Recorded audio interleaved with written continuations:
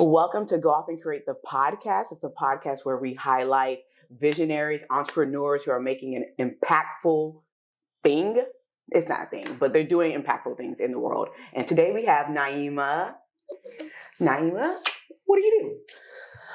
That has always been a heavy question for me. Okay. It's like I know that question is always going to be asked, but I'm always like, okay, what do I do the same thing. You know what I'm saying? And I think, let me give a little before action. Mm-hmm. I think it comes because I've done so many things over my life. Like I was like the serial entrepreneurs of entrepreneurs. So like now that I finally have kind of a thing, I'm still always like, okay, is that the thing? At my core, I really love helping women see themselves, rediscover who they are before the world messes with them. Before the world messes with them? Yeah. I like that. Because when we get here, we're very clear, I think, as children of like the way we want to live our lives. And then our parents, the church, or whatever religion you're a part of, society will like tell you like who that is, like who you're supposed to be. No, don't do that. Be yourself, but not too much yourself. Yeah. You know what I'm saying? And so I help women rediscover that part of them so that they can live fully and aligned. Okay. But I do that by different things. So I'm an accountability coach. I have a company called Aligned AF, which is a personal development and it lifestyle. Makes merch, you guys. Definitely have merch. So we have Thankful AF, we have I'm the Magic, just so women can remember their magic. I think that's super, super important. I am a facilitator. I love facilitating different events with women. I host other events. I have a signature event called the Fempreneur Dream Circle. I do one-on-one coaching. So you see, it's like a bunch of things. Right, a Jane of all trades. Just out here helping. Right. But it all boils down to like helping women remember who they are. Yeah, absolutely. Yeah. Was that always in you? Like a little Naeemah? Always. Really? So when I go back to like, I was watching a video of my 5-year-old birthday party, right? The other day, it was recorded. And so I think I was 5. And so during the party, like, you know how people are kind of like chilling and like scared and timid. And I'm like, come on, let's dance. Like, I'm like going to everybody. I'm like doing a little dance with one person. Like, do you want to have this? Like, it's always, I go back to, I've been writing in a journal since I was 7. Oh, that's great. And the common thread in my journals has always been like, how can I help people? But see, I always wanted to make money too, though. Right. That's important. You got to live. So when you say you want to help people, it's like, that don't really make no real money. So it was like, even though I was just like, yeah, I want to do this, I could never, before a few years ago, thread how that would make me money. Yeah. Right? And so, but it's always been in me.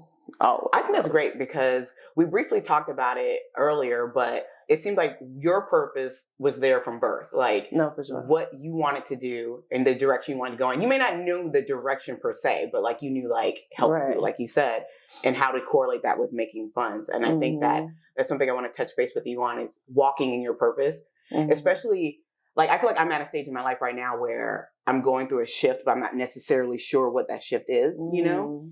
And it could be a magnitude of things like age and like, you know, sometimes you've been doing something for so long, purposes can change, you know? No, for sure. And so I feel like that's where I'm at. Like, what is that shift? So when you talk about walking in your purpose, how do you like explain that to these women that you try to inspire? Like, how do you help them find their purpose or help them listen to that purpose that's on their heart?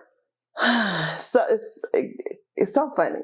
I just had a meeting with Jasmine Wilson, who is like an amazing sound practitioner. And so we talked about dreaming big and how I noticed that so many people limit their dreams, right? And I think that as you get older, that's the first step. Like, can you still dream big now that you have all these limitations on what you think you can and cannot do, right? And then what kind of environment can you put yourself in to just like literally like pour it all out? That's what I do in the first step before we get into strategy, before I hold you accountable to these dreams. Like, can we like really put it out there without any bars, like what it is that you want to do, and whether you think it's, because some people have a dream and they're like, oh, it's too little. No, it lights you up. Right. Right? Or like, oh, that's too big. It costs too much. Like, I don't have a team. I don't have enough time, enough resources, all those things, right? And it's just like, absolutely not. Like it's not, I always tell people, a big thing. It is not that you don't have resources. You're not resourceful. You know what I mean? Like, take a step back and see, what do you have? Who are the people around you that can support you? But yeah, so I think that's the first step, like getting back to that, like, imagination, that dream state that we had as kids, to really be able to say, okay, I do want to do this. Yeah. You know, without it being those limits held. Right, so getting out of our head almost, because we are our own worst enemy, really. Yeah, and we will talk ourselves. I know I will. I will talk myself out of something. Like, if I don't act quickly, I'll talk you right back into it. Thank you. If I don't act quickly, I'm like, you know what? You know, I'll just. What does that Homer Simpson mean? You know, you just slide into the bushes. I was like, it's fine, it's cool. Yeah. But I think that us getting out of our way, like you said, and then starting. When it comes to thinking about the resources, though, depending on what a person's trying to do, like, is there something like a foundation where they can start? Because what if it is something that does need, like... So, tell me, what is it that you want to do? Well, like, okay, so like right now for myself, of course I'm doing this podcast with you, but Go Off and Create's also a branding boutique. So I still enjoy doing that, but the shift I'm going through, I feel like I want to be more in a... because I'm naturally a person who likes organization and structure. So I want to shift also into doing more like creative operations manager type situations, or even like being a creative strategist. Actually merging the two. Let me not say either. Let me like blend those two together. Okay. Which I guess in my industry could sound like, you know, creative director or something along those lines. Yeah. But I want to do that more so within my own business and just make sure that when I have clientele to kind of make sure I implement those things. So right now, I guess I don't know what financially that will be, right? Because I'm a person that loves structure, but I love ideation. And I used to tell myself, what does that job look like? Like, what would that be? So the first thing that I would get clear, and I think we make things bigger than what they are, what is that number? Because, like, so I talk to a lot of people that want to quit their jobs. Like, that's a main person. Because I've always been the person to be like, just quit, girl. It'll figure it out. Girl, because I was a banker making a lot of money. And I was like, I need to do something fulfilling. And then I went into like social work and case management. And then that was trash because the government is trash. Yeah. And then I just quit in the mid of the recession and started daycare. So for me, what's scarier is living a life that doesn't feel good. Absolutely. So, you know, you can always make it work. But I know a lot of people aren't like that. So this is what I tell to people that aren't. Get clear on what it is that you want to do. Like, you're saying, if you say, I need this amount of money, like, do you? Or do you just need to connect with people that can put your idea out there, that can connect you with the people that you want to serve? Or if you do need that amount of money, how much is that? Right? And then what does that look like over time, getting to that amount so that you can start the things that you want to start, right? Because sometimes we just have these goals. Because first you dream big, and then you get clear about, okay, what is it exactly that I want to do, and what is it going to take to get me there? And a lot of times when you see that on paper, you're like, oh, this isn't that hard, right? Or this first step isn't that hard, right? Even being clear of like, so now that I know what you want to do, I can hear from other people when I'm talking to people, oh, Cam does that. Let me connect them. Like, how many people are you telling that this is now what you do? This is what people be like, you would reinvent yourself over and over and over again, Naeemah. Right. Like, so let me just go back a little bit again. I've had a daycare, a travel company. I've had a tax company.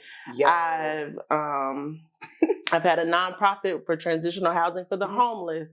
I've had 8 Airbnbs in Atlanta, several rental cars. Like, I've done all the things. I don't do any of that stuff now. Okay, I've done all the things, right? And every time, all I did was tell people, this is what I do.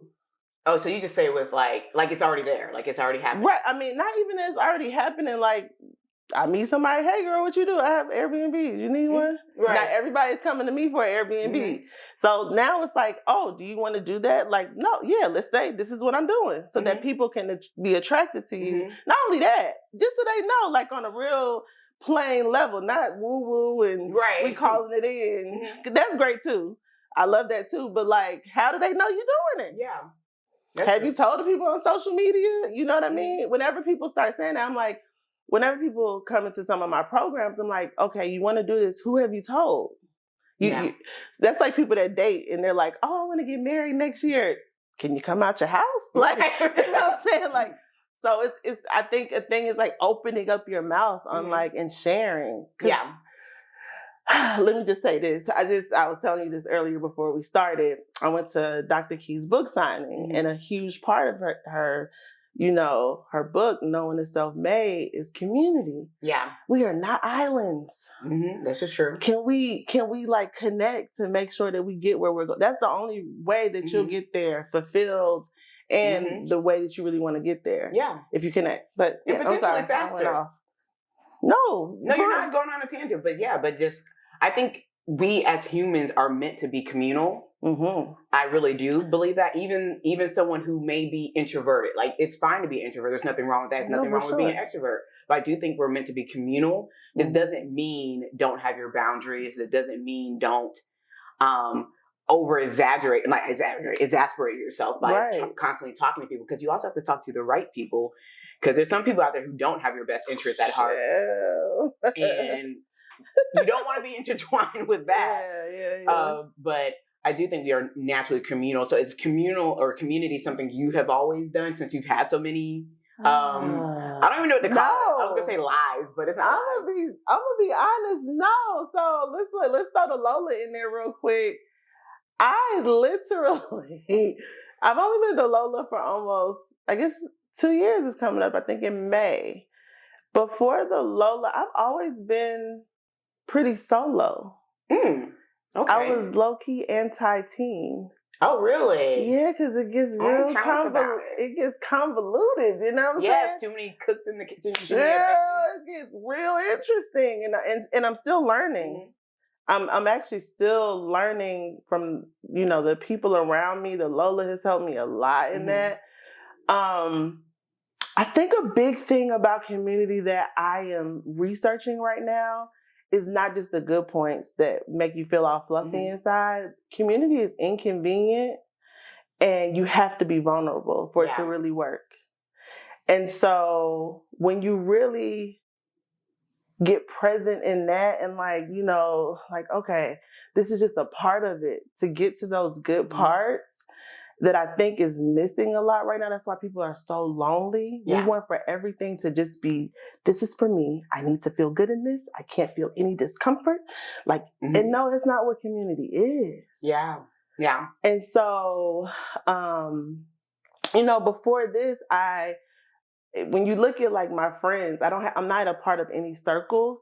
I have a lot of one-off friends. Yeah, okay. Like I don't really have like, you know, people have like, oh, my homegirl this. I have a homegirl here. And then for my birthday, we all get together. Right. But I have like one-off relationships. So people always, because if you know me, you're like, oh, Naeemah know everybody. She cool with everybody. And that's not really like I'm cool with everybody. Yeah. I want to make sure everybody wins. But I don't really have strong connections with everybody. Right. Like the way people feel seen by me. I think that's what makes, which is amazing, which I love. But as far as like real foundational friendships, it's different. But I think friendships and community are different as well. Right. So because you're not going to be revealing everything to a community that you might with like a close friend. Right. But like I said, since I've come here, I've realized all this. Before I wasn't a part of any communities. I was very much like, I'll come in and volunteer and then I'm gone. Right. You need some money and then I'm gone. Right. Get it? Like I was never like an anchor of anything. Unless you weren't active within the community. Right. Unless it was mine. So yeah, I'm still learning, I'll be honest. And I'm actually like, I'm a person that when I don't understand something, I start to research it. And then, because like, why did she act like that? Why isn't this working? Why are they mad at each other? Right. You know what I'm saying? Like all of those things, for me, help me to go forward to be like, okay, one, because you're human. Yes. I think we take so many of our human things away. And And like I had a big conversation about this with somebody. We got into like a little debate. Jealousy. Okay. Jealousy is a human trait. Mm-hmm. But we ride it off like she's horrible because she's just jealous. Right. It's actually a natural emotion that happens to people. You know what I mean? And what you do with it is one thing. Yeah. But sometimes you might be like, it's, especially if you question your self-worth and what you can do, sometimes it leads to a little bit of jealousy. Right. And so it's like, how can we look at these things as like more normal instead of like so much shame on so many of the things? Yeah. Well, no, I think it's good that you mentioned that, but it's not just about the emotion of jealousy, but it's about, I think it's important for people to assess themselves. Because a lot of times people don't assess themselves. And so in the example you gave about the jealousy, like it could be jealousy, or it could be a trigger. And maybe you need to assess why it triggers you, because that's the only way you're going to get over a trigger. Yes. Because I don't know, it could be unpopular opinion, but to me, when you have a trigger, it's not the other person's responsibility to take care of that trigger for you. It's your responsibility to take care of it. Yeah. So I think you really have to kind of like zoom out of your life, which is hard. Right. It is so hard to do. Yeah. It's so hard to do and be like, okay, were they the problem or am I the problem? Yeah. Why did they make me feel this way? What about that word that sets me off? And like go through that, because we're communal, how do you expect to work with other people if you yourself are the one shaking the table per se? All the time. Right. Because then it's going to be really hard for people to really want to interact with you. And I say that because, since you encourage women to walk in their purpose, like if you want to walk in your purpose, there's probably self-work that it has to be done too as well. Like you said, getting out of your own way. But if you are the problem starter like that. The zooming out thing is so important because we like to point fingers. You know what I'm saying? Like, it's not me, it's them. Right. But it's like, are you sure? Are you sure? And then it could be a thing where like you do something that triggers somebody else and then they do something and then it's like a back and forth thing. And then it's hard to like see, what the real issue is. But like you said, if you could just zoom out, if you could look at things objectively, you know what I mean?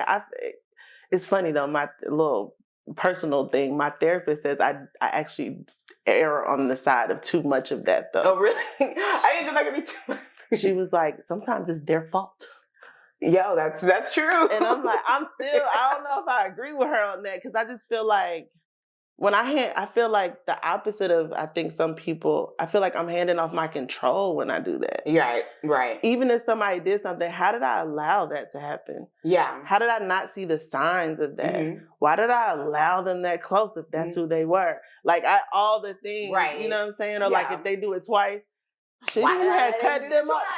Why you ain't cut them off? See, you know what I like to say? Like I feel like I'm someone who gives people too many chances, right? But I also believe that this is the way God made me.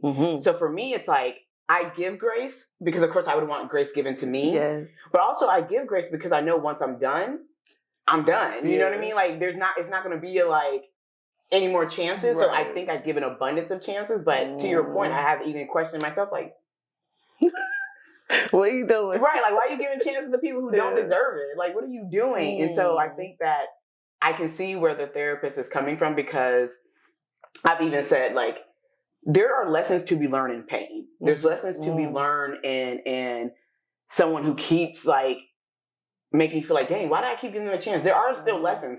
But I also have said, someone else can be more at fault, though. Like, it doesn't mean that, there's a mutual, like, disagreement or there's a mutual blame. No, like, sometimes someone else really is at fault. Yeah. But also, I think it's important for people to know, like, a person still is, even if they're trash, they're still not responsible for your reaction to them. Because your reaction to them is still a choice. Yeah. Even though it may not feel like, I think a lot of people like to say, they made me this way. Like, they made me have to come up out of myself. And really, they didn't. They didn't. You may not have liked what they were doing, and you may have had reasons to come up out of yourself. Yeah. But still, you made the choice to... right. To come up out of yourself. Right. And don't get me wrong, I'm not saying I'm perfect. It's not easy. Same. It's not easy because, you know, sometimes in your mind, your hypothetical you is like out here. I went back into my like 20s, like, girl, you came about yourself a lot. Like, sometimes when my friends have known me for a while, they're like, girl, you've changed so much. It's so nice. And it's weird because people still are like, Naeemah is like to this and to that. You're too harsh. I'm like, bro. It doesn't matter who you are or how you move through the world. Yeah. I feel like it does not matter. You are going to be the villain in somebody's story, and you are going to be the hero in somebody else's story. Yeah. Now, there's levels to it. Yeah. Don't get me wrong. There's levels to being a villain and a hero, but I feel like that's just going to be the case, period. I think character is important. Yes, you know? I do too. That's one of the things that I think have helped me along the way to balance out some of what people didn't like, and that was character, like, you know, kindness and like really love for people, you know what I mean? Honesty and all those core values that we don't talk about a lot, but it helped me to really see like, okay, you could still be straight to the point, but you can also be kind. Right. See, I'm glad you said that because some people like to mask their directness. Yeah. They like to be like, well, I'm just direct. No, you could be direct and nice and not direct and rude. Rude. Some people like to use rudeness as a way to say, I'm just real and not. And it's like, no, you're not. You're rude. Yeah, you are rude. Let's start there. Okay? Let's start there. Right. Because I already know if I say you're rude, then that's going to upset you. And you're like, I'm not rude. No, you have to see yourself. You are being rude. Pull it out. Right, pull it out. Because you are being rude. Do not mask it. Okay? Like, everybody in here is being chill. And here you come in here. Why you got that on? Like, what? Like, just chill. You out of 10, let's bring it down to a 2. Yeah. But I think that even with like you having so many purposes, like you've said, you transitioned through many things. Like, how do you, like, is it like almost like a feeling just kind of like, oh, I feel like it's doing something different now? Or, because when you're walking in your purpose, it's like. Just me, to be honest. So, but also, just to be clear, I've always had one purpose. It just was threaded through different avenues. Okay. Yeah, and through different avenues. Everything that when you go back and look at the daycare, I helped my mom open up a personal care home. It's always been people and helping people, even taxes, even like all the things banking. I was a banker at one point. This is true. You are helping.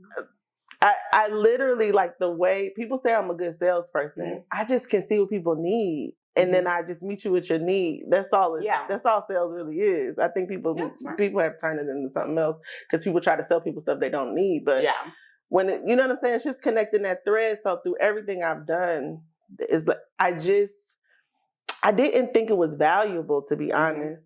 I think realizing that your purpose is valuable is important, right? And and not dumbing it down to like, oh, that don't mean nothing. Right, because it does. It does, you know? And so, but going back to your question, I just get ideas all the time. I literally have to tell myself, no, no. Like, or like, does this really light you up? Or are you just doing something else that you think you can be good at? Yeah. I'm running 2 people's social media right now that people don't know, right? It's doing really well. Oh, awesome. Are you like posting for them? Yeah, okay. I'm doing all the things, right? And so the ticket sales, they get money. I'm like, oh, I need to start a social media. And I'm like, Naeemah, they asked you to do it. Yeah. You're doing this. Does that mean you need to make this a thing? Like, no. Yeah. You know what I mean? Yeah. You got all these other things that you're doing out here. You don't need to like jump on. No, I feel that. It's the excitement. You're like, oh, this could be something. No, because I've done a lot of things that do well. So like, even going back to all those millions of businesses that I've had, they all did well. Yeah. But it wasn't, I was running though from what I do now, to be honest, because I thought it was going to be hard. And I used to run from discomfort. Like many of us do. Yeah. Like that looks like that's going to be too much. Right. And like, I don't know. I got to build that and how I'm going to get people to do this. And so A big thing I tell people, Cam, is God or whoever your source is will tap you, will yell at you, might even come back with a whisper real quick, because at that time you can't take it. But if you don't listen to that call, you're going to get knocked down. Yeah. And it's like, it's so important to listen to the call of what you're supposed to be doing. And I didn't listen. So, some different things happened in my life to where it was like, oh, you got to cut everything off. Yeah. And just focus on this. That's why I'm here. That's even why I'm sitting here. I probably still would have been, it's tax season. I probably would have been telling you, like, all right, call over to my tax preparer to get your taxes done, girl. I would have been telling you to do something like that.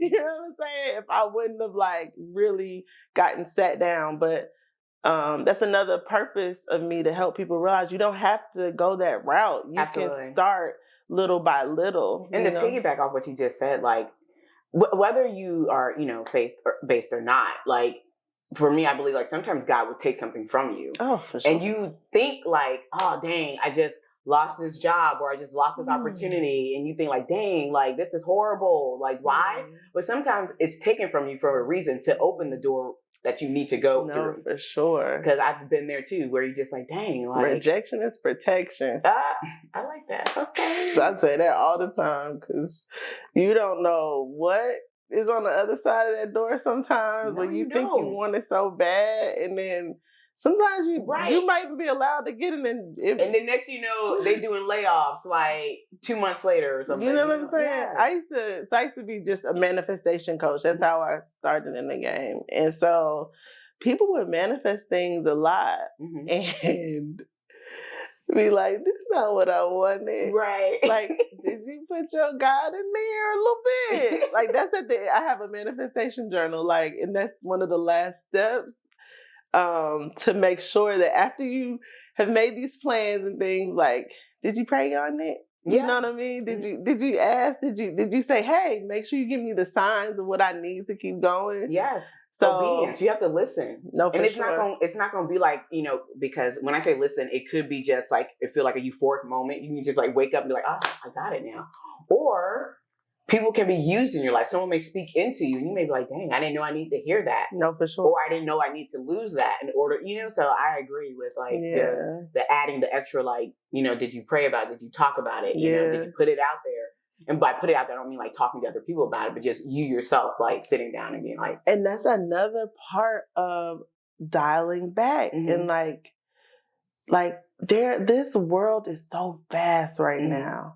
We are in autopilot all the time. Oh my God, Like, it's like, hey, do this, do that, move this. You know what I mean? And then it's rush. Like, how many times out of every single day are you allowing yourself to just be? So that you can get those answers. Or after I always tell people, you pray and then you meditate. You pray to ask and to thank, and then you meditate to listen. Absolutely. You know what I mean? Like, and it doesn't have to be this crazy, like, ritual, because I'm not a ritual person. I know people are always like, but you teach this and that. I can't remember. I got ADHD. I can't remember. I can't, you know what I mean? But you got what works for you, though. Yeah. And so even like throughout the day, I'll have different points where I'll say, pause. Just to be like, how are you feeling? Like, because your internal GPS system will tell you, like, oh, I'm going in the wrong direction. You know what I mean? Listen to it. Like, those pauses are so important. Just to, So I think so too. Like, I feel like listen to yourself or listen to your body. Like, if I'm working and I don't feel really creative, I'm like, okay, I need to step away. I need to take a break. Like, that break may be an hour, or it may just be like, I need to take the rest of the day and do something else. That allows my brain to rest from this. So, or, I like to go for walks. Yes. But that's active rest. People think rest is just sleeping. Right. I think it's 7 types of rest. Like, so walking could be rest. It's like just allowing yourself to do something other than like, exactly. Yeah. So. Now, this don't mean like if you got a deadline to just be like, bye. But you're talking about, I call myself like the CrossFit of accountability coaches. So I have a 21-day challenge that go. Yeah. We got something to do. But within all of that, like, you need rest. You know what I mean? So it's important to burn yourself out. You said burn yourself out. I'm not someone who subscribes to grind culture. I know there's some people out there who are like, you gotta go hard, keep going. Yeah. I feel like rest is just as important a part of the grind. There should also be time for you to just rest and chill. Yes. Do something that makes you happy. Mm-hmm. Go to an event that makes you happy. Yes. Go to a movie. Listen to some music. I love music. To me, music is cathartic. Mm. So do that. Girl, I'm a bar sitter. People think I'm crazy. I get so much work done at the bar. Oh, really? I find a little corner of the bar. I won't even talk to people. And then I'll just be in my phone writing notes. I done built whole websites at bars. It's weird. And it's like, sometimes I have my headphones in. I don't even want to talk to nobody, but it's like something about the energy of everyone there like allows me to dial in. It's very strange. I think it's funny because you didn't say coffee shop. You said bar. Bar. Like it's a bar. Can I get a kettle one on the rocks with a splash of lime juice? The bartender know me. Hey girl, you about to get some work done? Yeah. And I have my tablet. That's me. I love that. Yeah. It's been so fun talking with you, Naeemah. Are there any key takeaways you want to leave people with? Key takeaways. I mean, I think a big part of this conversation has been to like go for it. Yeah. Like stop putting those dreams. I said this to you before we started, like it's not just for you. Mm-hmm. We talked about community, not being an island, like the dreams and purposes and goals that we have are very important to not just you, but your family, your friends, your community, the entire hesitate on these things, it doesn't allow everyone else to move in the way that they're supposed to. Mm-hmm. And so I think to keep going. So thank you for having me on. Oh, I hope you're going to keep going. Okay. No, I had a good time for sure. But let people know where they can find you at. Okay. So alignedaf.co on pretty much everything. Instagram, Facebook. What else is there? Website. LinkedIn is Naeemah Jade. Everything else is Naeemah Jade. Okay. I always tell people, if you follow me on my personals, follow me at your own risk. Okay. Disclaimer. They a little different. Okay. I'm a little bit more, But hey, we all multifaceted. Okay? Right. I love that. I'm so happy to have had you on. Yes. Go Off and Create is also the same thing on social media. So it's Go Off and Create on Instagram. I'm not on Twitter, whatever you want to call it anymore. But yeah, so on Instagram, Go Off and Create. On Facebook, Go Off and Create. And I'm not on Twitter. Yeah. Or whatever you want to call it. Not on Twitter. And, right, whatever you want to call it. And then also, when you want to watch this on YouTube, it's Go Off and Create. And if you want to listen to it on Apple Podcasts, wherever you listen to podcasts, it's Go Off and Create too. Bye.